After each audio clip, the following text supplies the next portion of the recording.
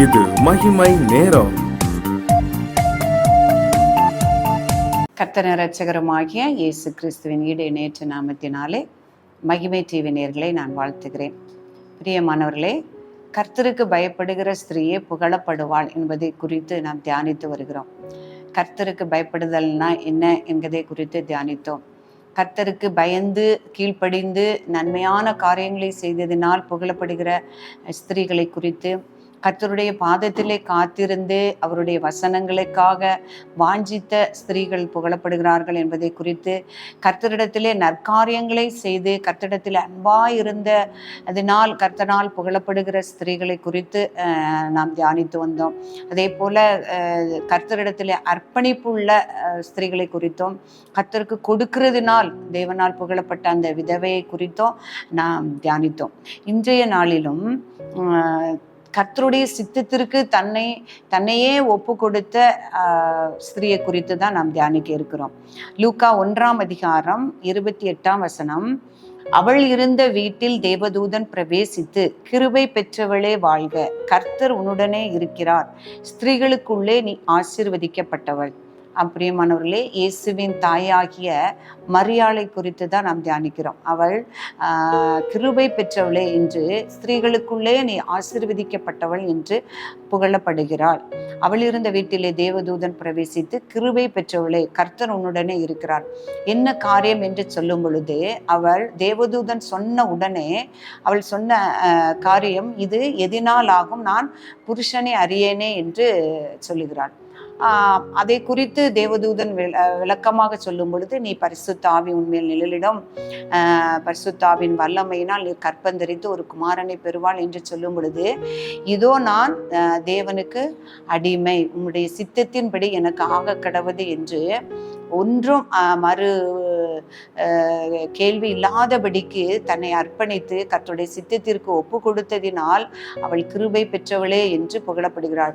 மரியாள் அவள் கலிலேயாவில் உள்ள நாசரேத்தில் ஒரு சிறு கிராமத்தில் பிறந்த ஒரு ஸ்திரீ. ஆனால் தேவனுடைய குமாரனை அவள் தன் கருவிலை சுமந்து பெரும்படியாக தெரிந்து கொள்ளப்பட்ட ஒரு கன்னிகை. அவளிடத்திலே கர்த்தருக்கு பயப்படுகிற பயம் இருந்தபடியினால்தான் தேவதூதன் வந்து சொல்லுகிறாள், கிருபை பெற்றவளே அப்படின்னு சொல்றார். கிருபை பெற்றவளே, நீ ஸ்திரீகளுக்குள்ளே ஆசீர்வதிக்கப்பட்டவள் அப்படின்னு சொல்றார். அப்போ அவளிடத்துல தாழ்மையான குணமும், ஒரு அர்ப்பணிப்புள்ள குணமும், கர்த்தருக்கு பயப்படுகிற குணமும், கர்த்தருடைய சித்தத்திற்கு கீழ்ப்படிய வேண்டும் என்கிற குணமும் இருந்தபடியினால அவள் புகழப்படுகிறாள். இதோ அடிமை, கர்த்தருடைய சித்தத்தின்படியே ஆக கடவுது என்று சொன்னதுனால அவள் புகழப்படுகிறாள் என்று நாம் பார்க்கிறோம். தேவ சித்தத்திற்கு அடிமையாக ஒப்பு கொடுத்ததினால், அதாவது பிறர் என்ன சொல்லுவாங்களோ, நம்முடைய எதிர்காலம் என்ன ஆகுமோ, நமக்கு இன்னும் கல்யாணம் உறுதியா இருக்கிறதே என்று இருந்த பொழுதும் அவருடைய சித்தத்திற்கு கீழ்ப்படிந்து, கர்த்தரால் ஆகாத காரியம் ஒன்றுமில்லை, கர்த்தரால் கூடாத காரியம் ஒன்றுமில்லை என்று தேவதூதன் சொன்ன பொழுது அவள் ஏற்றுக்கொண்டு அவள் தன்னை தாழ்த்தி தன்னை ஒப்பு கொடுத்தபடியினால் அவள் ஸ்திரீகளுக்குள்ளே ஆசீர்வதிக்கப்பட்டவளாய் அவள் உயர்த்தப்பட்டாள். எலிசபெத்தும் அவளை சொல்லுகிறாள், நீ ஸ்திரீகளுக்குள்ளே ஆசீர்வதிக்கப்பட்டவள், உன் கற்பத்தின் கனியும் ஆசீர்வதிக்கப்பட்டது என்று சொல்லுகிறார். அது தேவதூதன் சொன்ன பொழுது அவள் எல்லாவற்றையும் தன் இருதயத்திலே வைத்து அதை சிந்தித்து கொண்டிருந்தாள் என்று நாம் பார்க்கிறோம். பிரியமானவர்களே, கர்த்தருடைய சித்தத்தை நாம் அறிந்தோமானால், அவருக்கு கீழ்ப்படிந்து நம்மை ஒப்பு கொடுத்து அவருடைய சித்தத்தை செய்ய நம்ம ஒப்பு கொடுக்கும் பொழுது, சின்ன காரியமானாலும் சரி, பெரிய காரியமானாலும் சரி, கர்த்தருடைய காரியங்கள் ஆனாலும் சரி, அவருடைய சித்தத்தை நமக்கு அறிந்து கர்த்தர் நம்மிடத்தில் அதை கேட்கும் பொழுது நம்ம ஒப்பு கொடுத்தோமானால் கர்த்தர் நம்மை நிச்சயமாக உயர்த்துவார். இதே போல நம் நியாயாதிபதிகள் புஸ்தகத்திலே பார்க்கும் பொழுது அந்த சிம்சோனை பெற்றெடுத்த தாயை குறித்து நாம் பார்க்கிறோம். சிம்சோன், அதாவது பெலிஸ்தியர்கள் அந்த இஸ்ரவேல் ஜனங்களை அடிமைப்படுத்தும் பொழுது அந்த இஸ்ரவேல் ஜனங்களை ரட்சிப்பதற்காக அவர் சிம்சோனை கர்த்தர் ஏற்படுத்தினார். அப்பொழுது அந்த மனோவாவுடைய மனைவி அவள் மலடியா இருந்தாள். அவளுக்கு தேவன் அவளிடத்துல சொல்லுகிறாள், உன்னை கற்பத்திலே ஒரு மகன் பிறப்பான், நீ என்ன பண்ணணும்னா, நீ திராட்சை ரசமோ மதுபானமோ எதுவுமே குடிக்க கூடாது, தீட்டானது ஒன்றையும் நீ சாப்பிடக்கூடாது அப்படின்னு சொல்றா. அப்போ அதாவது அபிஷேகம் பண்ணப்பட்ட ஒரு நஸ்ரேனாகிய ஒரு மகனை அவர் பெற்றெடுப்பதற்காக தேவனுடைய சித்தத்திற்கு ஒப்பு கொடுத்து தன்னை பரிசுத்தமாகவும் தீட்டுப்படுத்தாமலும் திராட்சரசம் மதுபானமும் குடியாமலும் காத்து கொண்டு அந்த சிம்சோனை ஒரு நியாயாதிபதியாக ஏற்படுத்தினாள் என்று நாம் பார்க்கிறோம். பிரியமானவர்களே, நாம் அவருக்கு கீழ்ப்படிந்து அவருக்கு பயந்து நடக்கக்கூடிய ஸ்திரீகளை தான் கர்த்தர் இந்த மேன்மையான காரியங்களுக்காக அவர் பயன்படுத்துகிறார். அவர் நம்மை ஒப்பு கொடுக்கும் பொழுது, நம்முடைய சித்தத்திற்கு கீழ்ப்படியும் பொழுது அவர் இந்த மேன்மையான காரியங்களை செய்ய நம்மை ஒப்பு கொடுக்கிறாள். எலிசபெத்தை குறித்து நாம் பார்க்கிறோம்.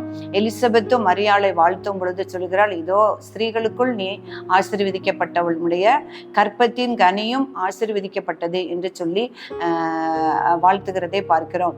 பிரியமானவர்களே, இந்த கீழ்ப்படிதலும் இந்த அர்ப்பணிப்பும் இந்த கர்த்தருடைய சித்தத்தை ஏற்றுக்கொள்ளுகிற குணங்களும் பண்புகளும் உள்ள ஸ்திரீகள் ஆசீர்வதிக்கப்படுகிறார்கள்.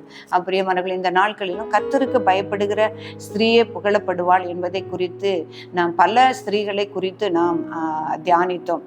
கர்த்தருக்கு கொடுப்பதிலும் கர்த்தருடைய வசனங்களை நாம் தியானிப்பதிலும் கர்த்தருடைய பாதத்திலே காத்திருப்பதிலும் நன்மையான காரியங்களை செய்வதிலும் நம்முடைய பாவ அறிக்கையிட்டு கர்த்தரிடத்திலே அன்பு செலுத்துவதிலும் ஒவ்வொரு காரியத்திலும் கர்த்தருக்கு பயந்து நடக்கும்போது கர்த்தரால் புகழப்படவும் கர்த்தருடைய கீர்த்தியாய் நாம் வைக்கப்படவும் அவரால் ஆசீர்வதிக்கப்படவும் நாம் பங்குள்ளவர்களாகவும் நாம் காணப்படும். மரியாள் சொன்னது போல, மரியாள் இடத்துல சொன்னது போல, மரியாள் தன்னை விட்டு எடுபடாத நல்ல பங்கை என்று பெற்றுக்கொண்டாள் என்று சொன்னது போல, இன்றைய தினத்திலும் அந்த மகிமை நேர நிகழ்ச்சியின் மூலமாக கர்த்தருடைய வசனத்தை கேட்க, கர்த்தருடைய வசனத்தை தியானிக்க ஆவலாய் வந்த ஒவ்வொருவருக்கும் கர்த்தர் அந்த கிருபையை தந்து, மகளே நீ நல்ல பங்கை பெற்றுக்கொண்டாள் என்று கர்த்தர் நம்ம ஒவ்வொருத்திலும் சொல்லுவார். தொடர்ந்து அவருடைய வேதங்களை வாசிக்கவும் அவருடைய வேதத்திலே தியானமா இருக்கவும் நம்மையே ஒப்பு கொடுக்கும் பொழுது கர்த்தர் நம்ம ஒவ்வொருவரையும் உயர்ந்த அடைக்கலத்திலே நாம் வைப்பார். நாம் ஜெபிப்போமா? பரிசுத்த பிதாவே, உம்மை துதிக்கிறோம் ஆண்டவரே. நன்றி நன்றி என்று நன்றி செலுத்துகிறோம் சுவாமி. இந்நேரம் வரைக்கும் தகப்பனே ஸ்தோத்திரம். உடைய கிருபை எங்களோடு கூட இருந்து உடைய வார்த்தைகளை தியானிக்கும்படியாய் கர்த்தர் எங்களுக்கு உதவி செய்தீரே. நன்றி செலுத்துகிறோம் ஆண்டவரே. கர்த்தருடைய சித்தத்திற்கு தன்னை அர்ப்பணித்த ஆண்டவரை தாழ்த்தி ஒப்பு கொடுத்த மரியாளை குறித்து நாங்கள் வாசித்தோம் தகப்பனே ஸ்தோத்திரம் அப்பா. கர்த்தருடைய சித்தத்தை தெரிவித்த பொழுது ஆண்டவரே, இதோ தேவனுக்கு அடிமை, உம்முடைய வார்த்தையின்படி எனக்கு ஆக கடவுது என்று கர்த்தனை சொன்னீரே. எங்கள் ஒவ்வொருவரையும் நீர் ஒவ்வொரு நோக்கத்திற்காக நீர் வைத்திருக்கிறீர் ஆண்டவரே. உம்முடைய நோக்கத்தை உம்முடைய சித்தத்தை நாங்கள் அறியும் பொழுது நாங்களும் ஆண்டவரே எங்களை தாழ்த்தி உமக்கு ஒப்பு கொடுத்து உம்முடைய சித்தத்தை நிறைவேற்ற கர்த்தர் எங்களுக்கு பலன் தரும்படியாய் நாங்கள் ஜெபிக்கிறோம். உமக்கு பயப்படுகிற பயத்தை ஒவ்வொருவருக்கும் தரும்படியாய் ஜெபிக்கிறோம். உடைய வேதத்தை விட்டு விலகாதிருந்து தினமும் உடைய வேதத்தை தியானிக்கிற இருதயத்தை எங்களுக்கு தரும்படியாய் ஜெபிக்கிறேன். லீதியாளின் இருதயத்தை திறந்தது போல உடைய வசனங்களை கேட்கும் பொழுது, பார்க்கும் பொழுது, வாசிக்கும் பொழுது, தியானிக்கும் பொழுது எங்கள் ஒவ்வொருடைய இருதயத்தையும் திறந்து தரும்படியாய் நாங்கள் ஜெபிக்கிறோம் சுவாமி. உடைய வேதத்திலே வாழ்ந்து தகப்பனே ஆண்டவரே ஸ்தோத்திரம். ஒவ்வொருவரும் ஆண்டவரே நாங்கள் பரிசுத்தப்படுத்தும், அதை பிரயோஜனப்படுத்திக் கொள்ளவும் பலனடையவும் கர்த்தர் எங்களுக்கு உதவி செய்யும்படியா ஜெபிக்கிறேன். ஒவ்வொரு வார்த்தைகளையும் கரத்தில் ஒப்பு கொடுக்கிறேன் சுவாமி. ஆண்டவரை கேட்கிற ஒவ்வொருவருக்கும் பிரயோஜனம் உள்ளதாய் கர்த்தர் நீர் மாற்றி தரும்படியா ஜெபிக்கிறேன். என்னை தாழ்த்துகிறேன், என்னில் ஒன்றுமில்லை சுவாமி. நீர் பெரியவர், நீரே மகிமைப்படுவீர். இயேசு கிறிஸ்துவின் நாமத்தில் ஜெபிக்கிறேன் நல்ல பிதாவே, ஆமென்.